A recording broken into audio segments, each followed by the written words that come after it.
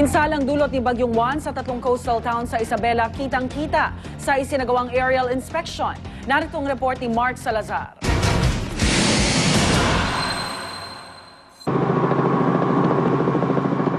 Mula sa itaas mo makikita kung paano dapang-dapa ang tatlong coastal town ng Isabela. Nakataob na para lamang laruan ang maliit na eroplano sa isang fish pond sa tabing dagat ng Makunakon. Hinampas daw ito ng hangin nung kasagsagan ng bagyo pero wala daw nasaktan sa mga sakay nitong hindi pa natutunto ng otoridad. Nakalbo naman ang kabundukan ng Divilacan. Ayon kay Isabela Governor Faustino D. III, may 50 buwaya rin ang kakalat-kalat ngayon sa Divilacan at isang residente ng araw ang nakagat. Pero paglilinaw ni Sammy Tela ng Mabuwaya Foundation ng Isabela, hindi nakawala ang mga buwaya dahil unang-unay hindi naman daw sila nakakulong. Katunayan, nasa lawa raw ng Divilacan ng mga freshwater crocodile dahil inilagay sila rito ng foundation Agosto nung nakaraang taon para paramihin ang kanilang lahi. Endangered na kasi ang mga buwayang ito at illegal na patayin. Ang pala na naman, 80% residente ang walang bubungan. Nakita ni DILG Secretary Jesse Robredo ang sitwasyon sa coastal towns kaya sinuportahan niya ang hiling sa COMELEC para sa postponement ng barangay SK election sa Lunes sa tatlong bayang ito. Mismong yung mga local government units doon ang nagsasabing na kailangan may postpone ang barangay election doon dahil walang paglalagyan nung walang paraphernalia at ganun din wala pong school buildings na matinong nakatayo. Meron na rin po kaming suggestion na gawing earlier na lamang yung botohan, mag-start ng 6 o'clock hanggang 2 o'clock in the afternoon para merong 3 hours na makapagbilang. Para sa unang balita, Mark Salazar reporting. At kaunay po niya makausap natin si Isabela Governor Faustino D. III. Governor D, good morning! Good morning, Igan. Good morning po sa ating mga televiewers. Mangungumusta lang uli kami sa sitwasyon dyan sa Isabela. Kamusta na kayo? Ay, hindi natin masasabing mabuti ang kalagayan ng lalawigan. Subalit kahit papano, Igan, meron na tayong peace of mind. Nakita na natin yung tatlong area na talagang pinakamalaki ang damage na tama ng Super Typhoon 1 sa ating lalawigan ng Isabela. Paano po napapadalhan ng tulong ninyo yung tatlong coastal town na nakita nyo nga kahapon na ay parang isolated na ho eh? Oo, sa pamamagitan lang ng by air, no? Helicopter lamang. Ngayon yung airport, nakita nyo naman ay talagang nasira rin. Kaya no way kundi kung by boat or by helicopter lamang ang para makapagpadala tayo ng tulong. Ang food supply nila ay aabutin hanggang bukas ayon dun sa mga kausap nating mayor. Mabuti na lamang po, Igan, ay naghanda naman mabuti yung ating po mga local government units. Subalit, pati po kung saan nila tinabi, yung mga bigas nila ay talagang biglaang ang bumahay. Kaya sabi, dyan sa bayan ng Makunakon, kung makikita nyo yung footage, inabot po ng tubig ng 2 metro, yung lalim ng tubig po nila dyan. Kaya pati yung alam nilang secured na area ay bigla ang tumama yung malaking tubig. At inabutan bigla naman din. Pong nawala.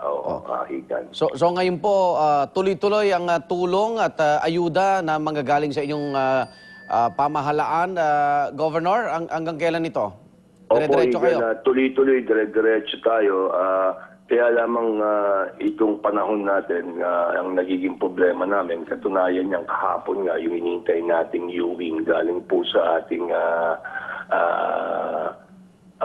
Philippine Armed Forces. Kaya lang hindi ko nakarating dahil nga hindi rin nakatawid galing po sa ibang probinsya dahil sama rin po ng panahon. And hopefully by today ay mapadala. Nakahanda naman po tayo para lalo nating ma-address yung mga unang-unang pangangailangan nila. Ang karamihan nga ng mga iniling po nila maliban sa gamot at karagdagang pagkain, Igan, ang gusto po nila ay yung mga lona, ang samantalang pang-cover sapagkat hindi rin natin maiwasan na yung panahon baka bigla muling umulan ay may pagsisilungan yung ating mga kababayan dyan sa tatlong coastal areas na. Opo. Okay. Governor, ingat kayo. Maraming salamat po. Ay maraming salamat din po, Igan, at magandang umaga po. Isabela Governor Faustino D. III. Dahil sa kakulangan ng supply, nananatiling mataas ang presyo ng gulay sa mga palengke sa Metro Manila. Dulot pa rin yan ang pananalasa ng Bagyong Juan. Narito ang report ni Rauna Crisostomo. Gabi-gabi, truck ng gulay mula norte ang ibinabagsak sa palengke dito sa Balintawak. Pero kakaunti raw ang gulay na dala ng mga truck na ito dahil sa sinira ng bagyong Juan. At dahil kakaunti ang gulay, halos doble ang taas ng presyo ng mga gulay galing norte, partikular na sa Cordillera Administrative Region. Ang repolyo na karaniwang 100 pesos na ang presyo ng bawat bundle, naging 250 pesos na. Ang carrots, dumoble ang presyo. Mas matindi ang taas presyo sa sayote, triple. Ang dating 90 pesos, ngayon 300 na. Ang sili na dating 60 pesos, 150 pesos na. Ibig sabihin, kada kilo ay 5 hanggang 10 piso ang itinaas ng presyo. At puhunan pa lang daw ang dagdag na yan ayon sa mga tindera. Kaya naman ang ilang mga mamimili napipilitang ipagpaliban ang pagbili ng gulay. Nakabili kayo ng gulay? Hindi na ako bumili. Dahil Mahal. kasya sa budget, wala. Kulang.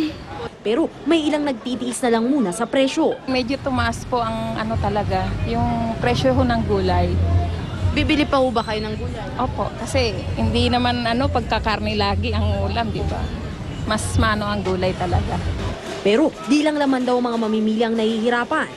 Nahirapan din kami kaya sa punan at nahirapan din kami magbenta. Kasi masyadong mataas. Lagi kayang lugi. Ayon sa Department of Agriculture, mahigit 50% ng gulay sa Metro Manila galing sa Cordillera Administrative Region, nakabilang sa mga rehiyong pinakasinalanta ng nagdaang bagyo. Ang mga sirang kalsada ang itunuturong dahilan ng kakaunting supply na dumarating sa Kamaynilaan. Pero hindi lang gulay ang sumipa ang presyo sa ngayon, kundi pati na presyo ng isda. Ang bangus na galing Pangasinan na isa rin sa mga sinalanta ni Juan, 5 piso ang itinaas kada kilo. Pero ang mga isda mula sa Maynila, walang paggalaw ng presyo. Para sa unang balita, Rauna Crisostomo reporting. Karamihan sa mga bayan ng Northern Luzon wala pa rin kuryente at dahil sa tindi ng pinsala ng bagyong Juan, posibleng tumaas ang sigil ng kuryente para sa gagawing pagkukumpuni sa mga nasirang transmission line. Darito ang report ni Bernadette Reyes.